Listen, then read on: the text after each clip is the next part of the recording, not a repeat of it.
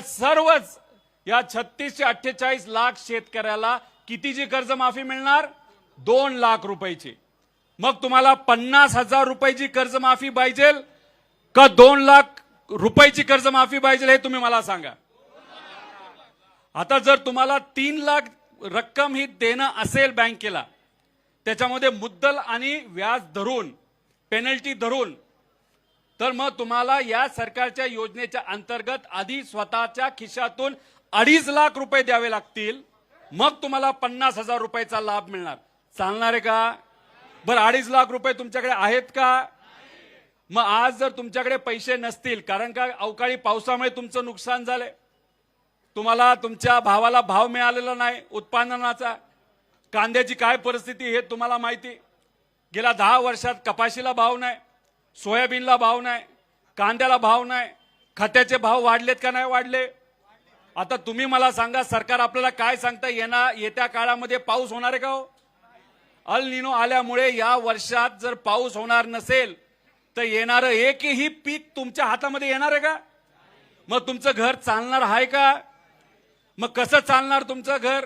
कसा खर्च निघणार? तुमची मुलं जर कॉलेजमध्ये असतील त्याची फी कशी भरणार? मग ह्या सगळ्या अडचणीवर मात करायची असेल तर सरकारला आपण जी विनंती करत आहोत की 2019च्या कर्जमाफीला, या कर्जमाफीला तुम्ही जे जोडलेलं आहे ती अट पूर्णपणे काढण्यात यावी, ही आपली पहिली मागणी। ही योग्य आहे का नाही आहे? मग आज आणि पुढचे काही दिवस मी असेल, माझ्याबरोबर दादानं सांगितलं, तुम्ही जिथं बसलात तिथंच माझा बाप टांगा चालवायचा एक टांगेवाल्याचा मुलगा। पवार साहेबांनी माझ्याकडे बघितलं, माझ्या कपाळाला कुंकू लावलं आणि मी महाराष्ट्राच्या विधानसभेत तब्बल 31,000 मताधिक्याने निवडून गेलो। दादा, तुमच्या या आंदोलनाला, हे तुमचं आंदोलन नाही, हे आंदोलन महाराष्ट्रातल्या तमाम शेतकऱ्याचं आंदोलन आहे। आणि म्हणजे या सरकारला जागा करण्यासाठी, या सरकारची फसवी कर्जमाफी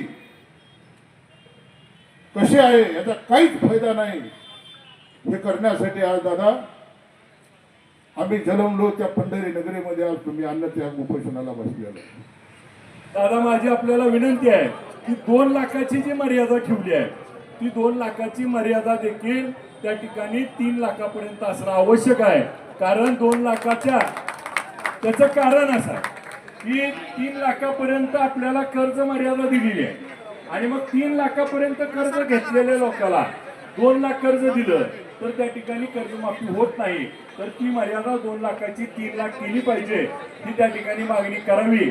आणि त्याचबरोबर आज या अटी शर्तीमध्ये जे पैसे ज्यावेळेस कर्जमाफीतले 50,000 मिळणार किंवा 2 लाख, त्यानंतर ती कर्जमाफी झाल्यामुळे तो OTS